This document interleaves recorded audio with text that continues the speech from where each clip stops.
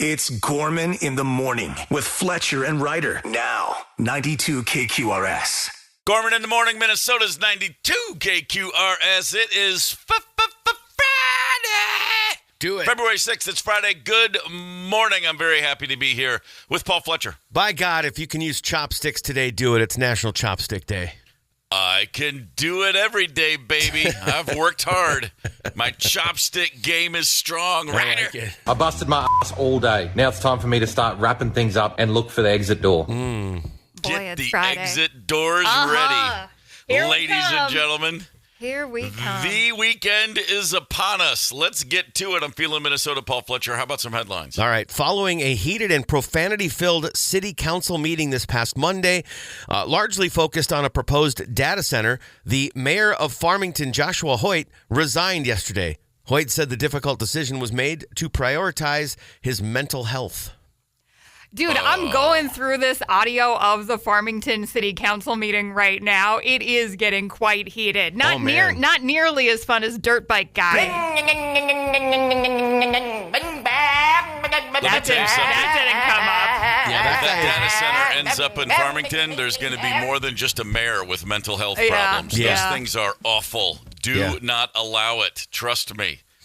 New rules for self-driving car companies are coming. Senators yesterday took up a plan. Actually, senators 2 days ago took up a plan to create national regulations for the growing industry, taking part in a hearing on Capitol Hill. The concern is a confusing mix of state laws, making it more difficult to bring advanced autonomous vehicles to market and have standard regulations. At the same time, there are growing questions about safety. There have been at least 19 incidents of Waymos driving past school buses just in Austin alone. And according to a report, Tesla vehicles may have experienced crash rates worse than human drivers last year. I didn't know that was possible.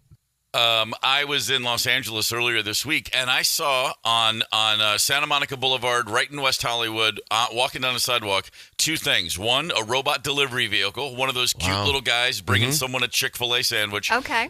Stopped at a crosswalk and then crossed in front of a Waymo. And I looked at the two of them, and I thought, and I was standing there with Rosemary, and I said, I really hope that they run into each other and both explode. And then I realized, well, there's people in that Waymo. Let's not do that. But it was, it was big robot versus little robot. And I was like, what's happening to us? That's Steve, did you ride in a Waymo? Did you try it out yet? I've never ridden in a Waymo. I have no intention of ever doing so. I'm convinced if I get on a Waymo, that will be the one that stops on the train tracks. And I'll hear Elon Musk's voice go, as the train barrels down on me. Wow, jeez. One of Minnesota's newer traditions that has taken hold is the annual MnDOT Name a Snow Plow contest. The 30 finalists have been announced. A few standouts, I thought, were 867530 Brine. That's not bad. I do enjoy. Not bad at all. And perfect music to hit right now because another one is Say It Ain't Snow. Oh, there we go. Sled Zeppelin, where are we on that one? I like it, but I feel like it's been there before. If it hasn't been, it should have been. Okay. Kind of a standard. I get it. It always works. If you can work the word Zeppelin in, I'll take it. Last but not least, Lake Snowbegon. That's pretty damn good. That works. That works. Okay. I liked Walter Whiteout myself. Oh, that one's nice. That's solid. Anyway, whichever one tickles your fancy, you can vote for up to 8 once per day, I believe it is, or just once overall. And you can vote now through noon on February 13th. Okay, so like a week. Yeah, is that a week? Yeah. Okay, thank you. Researchers at the University of Virginia have uncovered a molecule that could help fight an aggressive form of brain cancer. The research builds on a 2020 discovery of a gene that is often found in glioblastoma, one of the most deadly types of brain cancer. Researchers say the molecule they've discovered shuts down tumors in lab mice without affecting other healthy brain cells. There were no unwanted or harmful side effects with the treatment. Additional compounds are being tested to develop a version suitable for clinical trials. Currently, a pill form is being looked at. The treatment would stop the cancer from, quote, threading its way through the brain. Wow, I would have never thought of that. That's wild. Very cool. Very cool. Yeah. Really wish that had happened about 40 years ago myself, but hey, I'll take it whenever I can get it. Better late than never. Yeah. 2026 marks significant anniversaries in the world of rock and hip-hop crossovers, most notably the 40th anniversary of Run DMC and Aerosmith's Walk This Way, and 35th anniversary of Public Enemy and Anthrax's Bring the Noise. There's a new book coming called When Rock Met Hip Hop, How Run DMC, Aerosmith, Anthrax, the Beastie Boys, and more shattered boundaries and rewired culture. That's one hell of a book title. That's by Stephen Blush. It explores the convergence of rock and hip hop during the explosive late 80s and early 90s. Not to besmirch hip hop, but boy, hip hop did a big. Well, you know what rock and roll did? They handed over the rock and roll, if you will, the voice of the kids, the next generation, to hip hop. That's what they did. Like, hey, let's do this together. It's cool. Yeah. And then all the kids went, actually, those guys are way harder and edgier than you rockers who are now wearing eyeliner and trying to look 30 when you're 40. Right. So, I mean, that's the nature of things. Things change, but, you know, rock and roll used to be rock and roll. And for about the last 40 years, hip-hop has been rock and roll. Yeah. Oh, and just recommendation for the Beastie Boys book if you hadn't ever read it. It's really freaking good. It's monstrously long, but worth it. Oh, wow. Yeah. All right. Fair enough. The Grand Ole Opry is celebrating the 25th anniversary of Oh Brother, Where Art Thou? With a special concert on February 28th. It'll include artists that are on the soundtrack like Alison Krauss, Emmylou Harris, and Tim Blake Nelson. There will also be appearances from Billy Strings, Molly Tuttle, and Old Crow Medicine Show. No details yet, but you'll likely be able to find it streamed or televised somewhere, as the fine Google told me that most Grand Ole Opry events like this are televised somewhere. So as we get closer, I'm sure you'll find that. Yeah, I would imagine so. It'll be on a streamer for sure. T-Bone Burnett doesn't swing. He doesn't play softball. He hits the hard ball real far.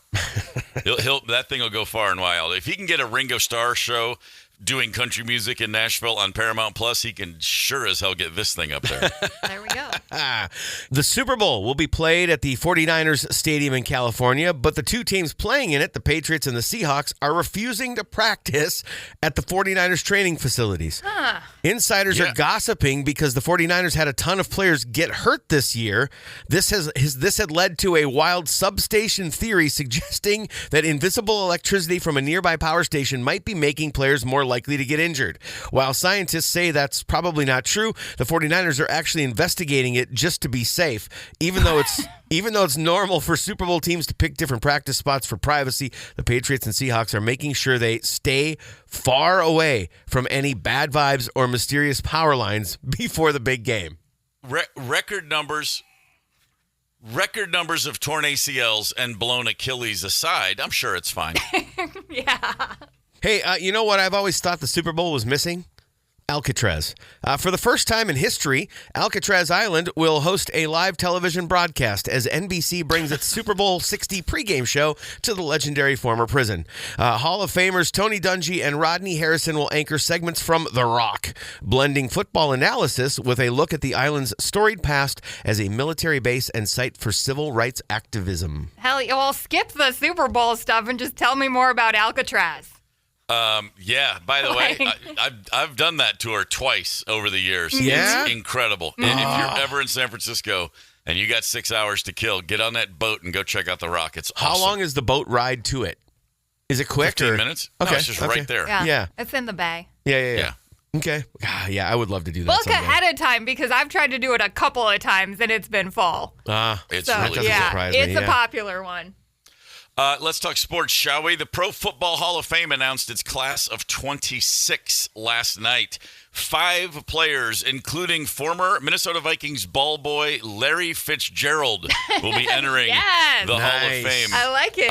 How about this? My man is second all-time in receiving yards and receptions, only trailing, of course, Jerry Rice in both. He will be the first Hall of Famer who has spent his entire career with the Arizona Cardinals, which is hardly a surprise. 11-time Pro Bowl selection, all-decade team for the 2010s.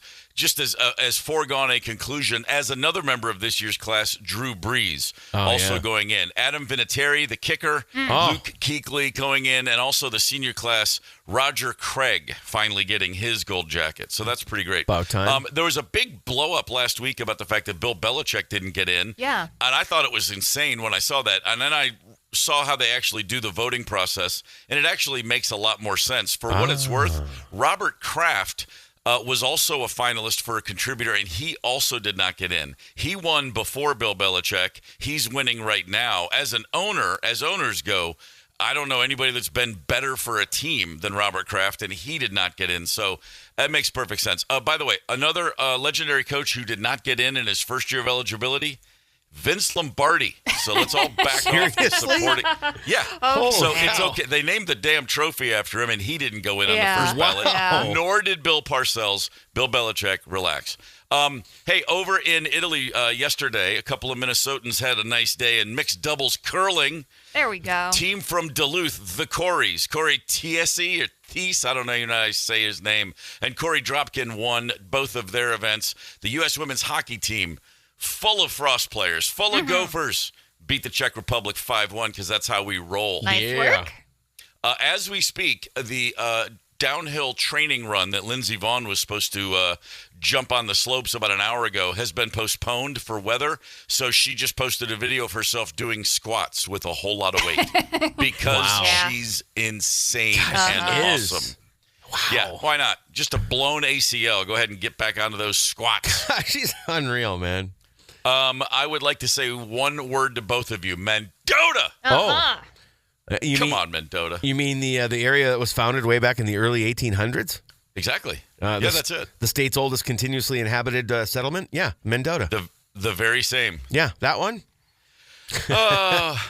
So we got a big game on Sunday. Spoiler alert, Seattle's going to win a very close game. Just thought I'd share that with you. Very close game? Okay. I have it on good authority. All right. There's going to be a little something they call a backdoor cover, and they're going to win by, I'm going to say, 3 points at most, probably more like 1 or 2. But Seattle will cash in, and Sam Darnold will give us a whole nother offseason of, oh, man, what if we had kept him? But I tell you, that's my opinion. I could be wrong. Is that your official disclosure right there, your betting disclosure? That's it. Yes. Yeah. If you wonder about former Patriot and NFL legend Tom Brady's thoughts on the game, he says pretty much, I don't care. Whatever. I don't care. I just want a good game. I'm not a homer. I just want a good game. Tom Brady's showing us all that, he's a pretty great football player, and he's an okay broadcaster, and man, is he a terrible liar. But anyway. Gorman in the morning. Coming right back. 92 KQRS. Streaming from 92KQRS.com. Gorman in the morning is back. 92 KQRS. Tom Brady is an NFL analyst for Fox. He is a partial owner of the Las Vegas Raiders, and he's also, once upon a time, a pretty good quarterback. When asked about this Sunday's game between the Seattle Seahawks and his former team, the New England Patriots, he said, I don't have a dog in the fight. Just looking for a good win, looking for a good game, I should say. Whatever, man. The official stance, I don't have a dog in the fight in this one. May the best team win. Oh, jeez. Well, as you might imagine, not only New England Patriots fans getting a little chippy, but some of his former teammates in the Patriots organization have some thoughts on what the GOAT had to say. That's bull crap, Tom. This ain't political. It ain't political what it is. Raiders ain't in it. Say what it is. Right. What you see. Man, look at it. At the end of the day, if you're a Patriot for life, you know what it is. Don't give me that political bull crap. That's just what it is. If you don't think we're going to win, just pick Seattle then. Don't straddle the fence. That's the way Tom feels. I got a big dog in the race. I'm telling you that right now. That's my boy right there. Okay. You know, Vrabel, 8-year teammate, you know, like a brother of mine. I mean, all of us, really. I mean, it's like we've got a dog in the fight because there's no other way I'm going. I mean, I've loved the way this team is played. I've loved the way they win. He's an analyst. You have to pick somebody. That's literally your job, Tom. Okay, that was in reverse order. Teddy Bruschi, and before that, Vince Wilfork. Yeah. 2 men who, for a short period of time, were household names because they played with Tom Brady. So let's just remember that. But to be fair, Tom, Tom went on. He did say, and I get this part. He said, I'm in a different phase of my life. I root for people that I care about, the people who I know, the work that goes in, and what they're trying to accomplish. And the more he talked, the more I went, oh, no, I'm sorry, I'm off. Pick a side. So who you think's going to win, So dude. he's saying that he doesn't care about Mike Vrabel, apparently. Yeah. Apparently so. Doesn't have a dog in the fight? If I were Mike Vrabel, I'd walk into that locker room with giant words on the wall. Yeah. The greatest quarterback in the history of the league has a Seattle tattoo on his ass. That's what I would say on the wall right there. He doesn't have a dog in the fight. That I find that rather hard to believe when a member of a team that you were very successful with for 8 years is not somebody that you can. And you know what? And he can pick a side. 8 years. He was successful for 20 years. Well, but It's they even were worse. teammates for 8 years is what I'm saying. I probably didn't eloquently say that. But Very I think- successful I is think- an understatement. yeah. Championship I after will say this. championship. I will say this, like most athletes who've played in the NFL, now if this were a Michigan game, he'd be all over it. 'Cause 100%. Your college team is one of those. At the same time, the whole time we were watching Brady and the Patriots destroy the league, another thing that was happening was his agent was telling him all the things Bill Belichick was saying behind his back and all the ways Robert Kraft was trying to undermine the roster and whether it's true or not. I mean, I think a lot of players leave their professional leagues with like, okay, I'm glad I got mine, but that was a dogfight every single day. And all that to say, it still doesn't matter. Tom, ride the Patriots. What's wrong with you? Well, you know what? And here's the thing, though. I was going to say is that I don't even have a problem if he doesn't have time, if he doesn't feel sentimental about the Patriots. You move on. But the people, he even said it himself, the people I care about. So clearly that guy doesn't mean a whole lot to you.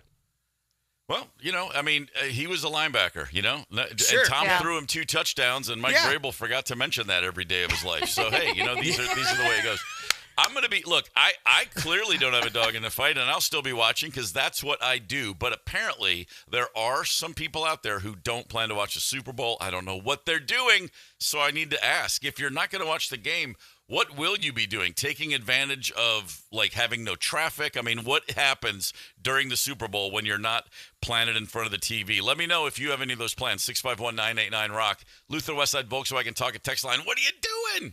Everybody's already stocking up, gearing up, making plans. We all know exactly where we're going to be, when we're going to be there for the game, for the pregame, for the commercials, for the halftime, et cetera, et cetera, et cetera. It's basically a national holiday. We all know what we're talking about, except for those of us who don't plan to watch the game.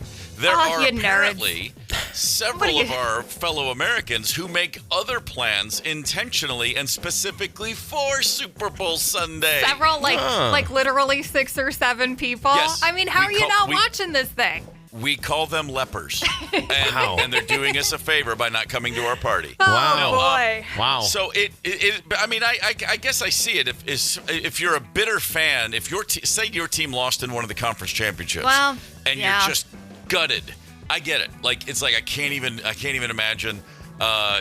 Watching 2 other teams compete for the championship. I thought we were going to enjoy this year. If you're a heartbroken fan, I totally get that. Anybody else? I mean, I don't care about either one of these teams, but it's just been so stamped in my brain now look, I'm 60. This is Super Bowl 60. I feel personally connected every year. You should. Like I was born in the summer of 65, therefore I have to watch the game. I don't know that I've ever missed one. I mean, I'm sitting here looking back going, okay, I've been out of the country for some, but I watched it on tape delay like that same night. You know what I mean? Like, get off stage somewhere in the world on tour, and there's a tape waiting for us to go watch the game. Like, we still, like, the first thing you got to do is see what happened. So, but I guess that means... I'm just kind of like most people. But no, plenty of people make plans. And I'm curious if you're one of those folks, 651-989-ROCK on the Luther Westside Volkswagen Talk and Text line. Let me know. Steve, I think you've told me and they're not Americans, Jimmy Page and Robert Plant. You've watched the Super Bowl with them, haven't you? 2 in a row. Yeah. 95 and 96. Once in England and once in Brazil. Go ahead. It's an international event. It's like everybody's paying attention. If there were a couple of people who had an excuse to not care about the Super Bowl, I would say it would be those 2 dudes. Hey, everybody else get on in. When I was doing sports talk years ago, I did a big a big Super Bowl, big show that aired the day of the Super Bowl on the network. And I had just every musician I knew, I called in a favor. It was like 3 hours of just talking about the game. Cool. And Ringo Starr, who was in a band called the Beatles, was on that show. And I jokingly said, okay, Ringo, what's your greatest Super Bowl moment and memory? And he just went down a long list of all of the great... And in the 70s, he's like, well, I was a Cowboys fan, and I would go party in Dallas, wouldn't I? And I'm like, wait, what? And it just started. But, yeah, everybody's paying attention, except for those of us who are making other plans. And I'm curious what some of those other plans will be. I can say this. Now, I've not experienced life in a Super Bowl town where I wasn't watching the game, but I was in Atlanta during the 96 Olympics, and for 2.5 weeks, it was a ghost town. Okay. No traffic, no busy bars or restaurants. It was heaven on earth because everybody that lived there thought, oh, the whole world's coming. We got to clear out. Right. Sure. And then all the people who traveled to go to the Olympics, they actually like sports, not being drunk at 2 a.m. It was a weird thing. It's like families are traveling to go watch people kayak, not hang out at my favorite bar. Right. So it was awesome. It was like the Super Bowl for 2.5 weeks every day. But that said, plenty of people doing other things. If you were told, hey, you're not going to watch the Super Bowl, what would you do in that time, Paul Fletcher? What's a thought that comes to mind where you're like, well, I guess I could do this then? You know what? In my current line of work and current schedule, I'd catch up on sleep. Because really? You're going to nap through the freaking Super Bowl? If he would, Steve just proposed a question. If you weren't going to watch it, what would you do? And that's one thing I would do. I know this year we're going to be cutting it close because we've got 8U hockey in the morning, and then we're going to Monster Jam at US Bank Stadium at 1 o'clock. So we're going to be cutting it close coming back to kickoff, but it'll be on. I'll tell you what, this year I'm one of the outliers. I'm not going to be like on pins and needles. It'll be on, but it'll be on in the background. I can't believe Monster Jam is going up against the Super Bowl. Yeah, it's kind of crazy. Yeah, it's kind of crazy. Go Gravedigger. Yeah, we kind of randomly went to it a couple, like 5-6 years ago, and we were like, this is really fun. So we've kept going. But we will be back. It'll be on. But I'm telling you right now, I might fall asleep during the game. It's just not that big of a deal to me. Well, I mean, then that does make it just any other Sunday because I'm a Sunday napper from way back. But the only thing that's probably going to keep that from happening is it's a later kickoff. If you're napping at 6 p.m., that's an issue. Hey man, you're dancing with the devil. A nap that late in the day. You're not wrong there. I'm just saying you proposed the question. If I'm not going to watch it, that was the first thing that came to mind. Now, I might have it on and I may fall asleep during the game because I just don't care that much. Fair enough. All right, let us know. Hit us up on the Luther Westside Volkswagen Talk text line, 651-989-ROCK. On the text line, Paul, what do we got? Big Lake Nate, first of all, when we were calling people lepers and whatnot, he just texted in, geez. And then followed that up with, I'll be ice fishing during the Super Bowl. I mean, I don't have a dog, Vikings, in the fight, so I'll be fishing instead. That was my first thought, too, is if we're here and you're not watching the Super Bowl, ice fishing. Makes perfect sense.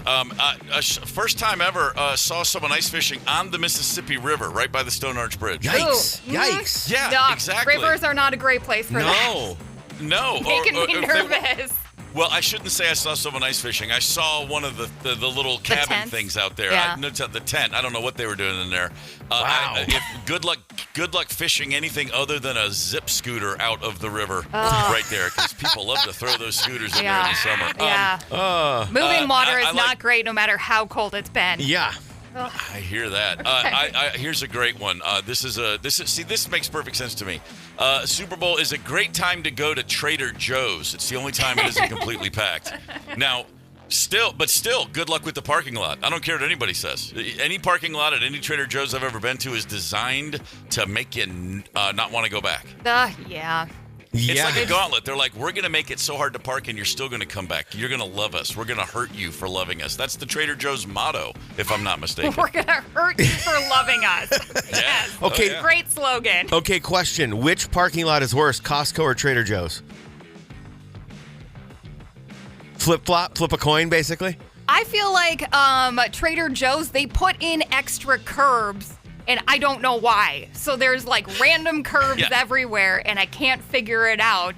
It's like you're in some kind of corn maze except for curbs. You know what, though? The St. Louis Park Costco, that parking lot, I've been in it at least 15 times, and I still don't know how to get in and out of it. It's like it's the most backwards-ass parking lot I've ever seen in my life.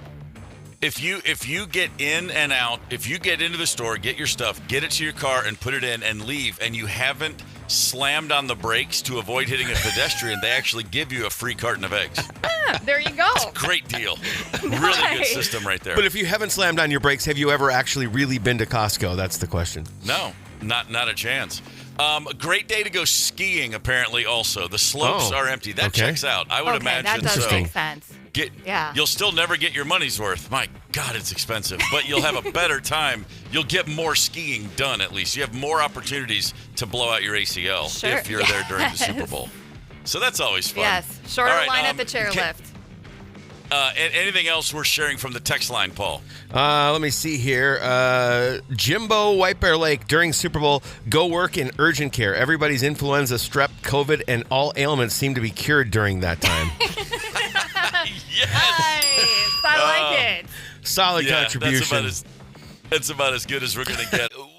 We're not all going to watch the big game Sunday. We've already established that. On the Facebook page, the question, what's the most Minnesota thing to do if you're not watching the Super Bowl, Ryder? Marcus freaking nailed it. He said go to Target, bump into somebody you don't like, but still chat with them for a full half an hour about the weather and how it wouldn't be so bad if it weren't for the dang win before going to Quick Trip to get some gas, even though you're on 3/4 of a tank, just in case.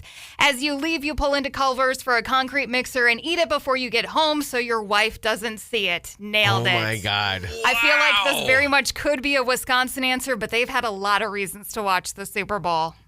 Wow.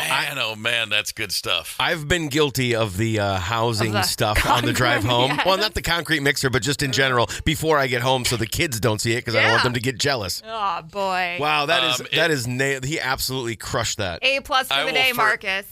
I will forever remember the sound of my wife's voice when she simply called me one time from the car and said, "Were you eating fried chicken in here?" I said, "What are you talking about? No, fried chicken? When's the last time I had fried chicken?" Drove by. It's been a few years, but it still haunts me to this day. Right. Oh, one little crispy bit of that batter fell into the floorboard. Marked me forever as the fried chicken on the way home guy. It's your scarlet letter. That's exactly what it was. Hey, we're going to play a little something we call the lyric game.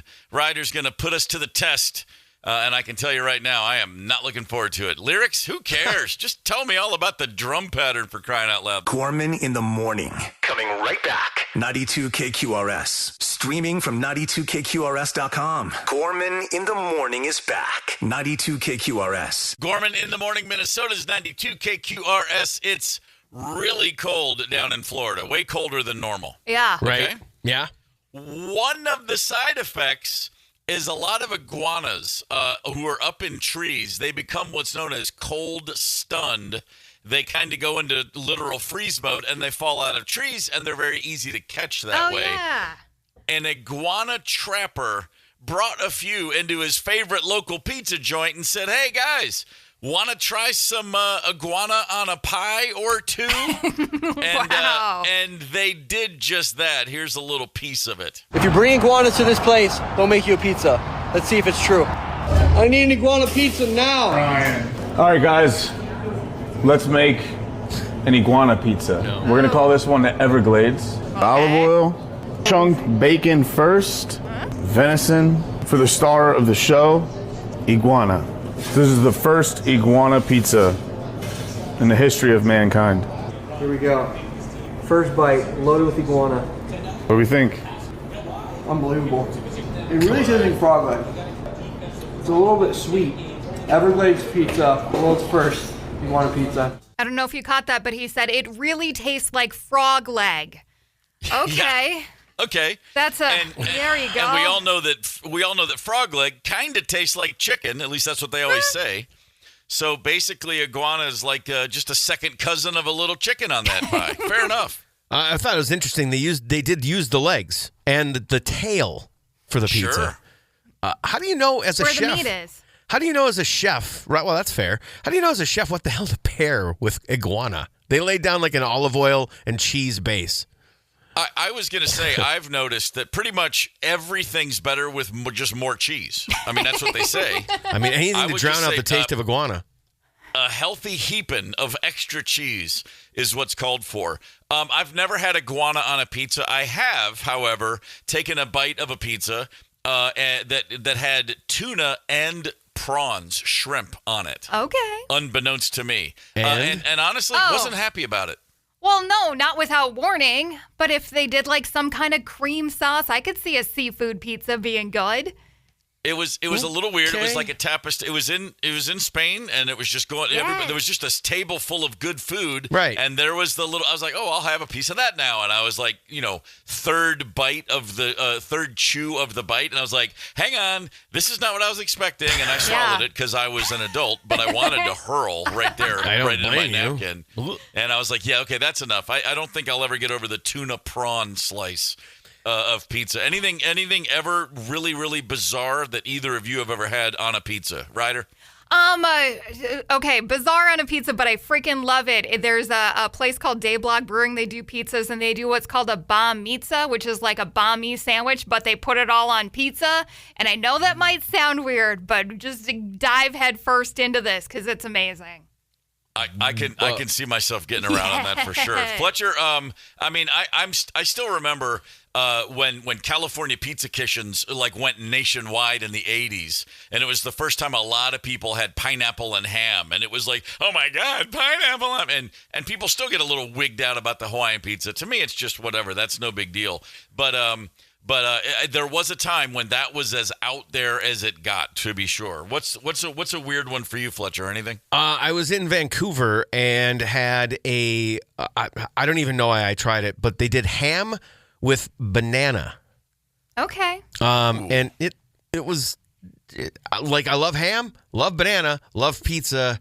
It was weird. I got to be honest. It wasn't terrible, but it was weird. Fried plantains might have been a better choice than banana if you're going to go that route. Yeah, that makes sense. I'm just glad you didn't say killer whale. Oh yeah, that would have been a no-go for me. I'm highly against the killing of the whales. Yeah. Okay. Yeah, that would be a no-go for sure. Whales will kill you though. Yeah, well, for sure. You know what though? If I'm out in there hanging in their living room, I probably deserved it. It's a very good point right there. All right, what's the weirdest thing you've ever gotten on a slice? 651-989 Rock. Lots of action on the Luther West Side talk and text line, Paul Fletcher. Blue from Lakeville said he put chicken wild rice soup on a pizza, topped it with mozzarella, and handed it out to some people, and it was actually well received. Okay, if you're doing the soup instead of like a tomato-based sauce, sure. I would say thumbs up on this. I totally would give it a try. That sounds good for sure. Tubby said in Mexico Beach had a seafood pizza with scallops and grouper fish. Wow, okay. Steven says green olives and anchovies. Hate is going to hate. Yes. Yeah, I'm on the hate side. What? Yeah, no, there's no anchovies going into this body. I'm with you. I can't go there, man. I've tried several times. I'm like, yeah, this is probably the time I'm going to enjoy an anchovy on a slice. Never works. Never. You got to chop. They got to be little. You got to chop them up. I know what's happening. All right. I get it. It's just I try, man. Delicacy. Could be diced anchovies and I'm out. Yeah. Mike says Zorba's Pizza. Nice shout out for Zorba's. The Loden. Peanut butter jalapenos, pepperoni, mozzarella, and red sauce. Oh boy, there's a lot of flavors happening right there. Yeah. I'm a little overwhelmed. Yeah, I'm just confused. I can't even make sense of it. I can't see it yet. I would Fletcher, have to. Say it one more time. Peanut butter jalapenos is how he worded it. Pepperoni, mozzarella, and red sauce. So basically a pepperoni pizza with peanut butter jalapenos. Okay. Yeah. Well, I don't probably have to try a bite. You know, I mean, that's why they make beer. I don't know. Zorbas. That peanut butter, the peanut butter jalapenos might go better with the bananas that I was mentioning earlier than with pepperoni. Last but not least, Big Lake Nate is coming in with a big opinion. Fruit does not belong on pizza. Pineapple is an abomination on a pie. All right, you can make an argument that a tomato is a fruit, and it definitely belongs on my pizza. That's for sure. And I adore you, Big Lake Nate. I think the world of you, brother. Well, right, we're allowed to let's call get, him out on questionable decisions, right? Okay. Gorman in the morning. Coming right back. 92 KQRS. Streaming from 92KQRS.com. Gorman in the morning is back. 92 KQRS. Minnesota's 92 KQRS. So Steve's mic is apparently not working. Is what I'm getting. That's what I'm getting from this. And I don't have a last word prepared. So you can't just fire off some gobbledygook off the top of your head. You don't have a whole file folder of I Mark just heard something. Twain comments. I don't actually. I probably should, right? But I'll tell you what. Well, no, I don't have that either. No, I don't have Mark Twain off the top of my head. All right. Oh, I got Twain. There we go. I got Twain. I was tap dancing for you there. I got Twain. All right. I was just I'm glad trying the to mic make you is guys back. Sweat. Thanks, bud. Oh, all right. no. It's all good. I got that lies, damn lies, and statistics one. It's the only one I got. Listen, we've been talking a lot about football this week, and you're probably thinking, Mark Twain never said anything about football. I was thinking that. Pshaw. Okay. Oh, pshaw. My mom is so proud of you for saying Twain. pshaw. Mark Twain attended the Yale-Princeton game one time as an invited guest, and he cheered passionately for Princeton even though Yale just wiped them off the field. Okay. After the game, he was asked, "What did you think?" And Mark Twain said, and I think this still holds up, "Well, I say, this certainly beats croquet." He's not wrong. There we go. He's not wrong. Croquet's fun to play. Quote for everything. Yeah. Croquet's not bad to play. All right, that's very true. Wouldn't Monday wanna on the watch show, it. Scott Dahl of Northeast Marketing Group is going to recap the best and the worst from Super Bowl commercials. Nice. Fletcher, what's coming up next? You know what? I've crafted some solid jams, I think, to get us out of the gate in the 10 o'clock hour. Ramones, Bob Marley, Garbage, Matthew Sweet. Go commercial free just after 11:45, and 2 more chances. Bonnaroo Fly Away. 1 more chance at the Guns N' Roses Fly Away. So listen for all of that. That sounds like a great way to spend the next few hours. Real quick, who's going to win the game? Ryder, who's winning? Hawks. Seahawks. I want to say Seahawks, but Ryder said Seahawks. I'll say the Patriots. Steve? Seattle by 2.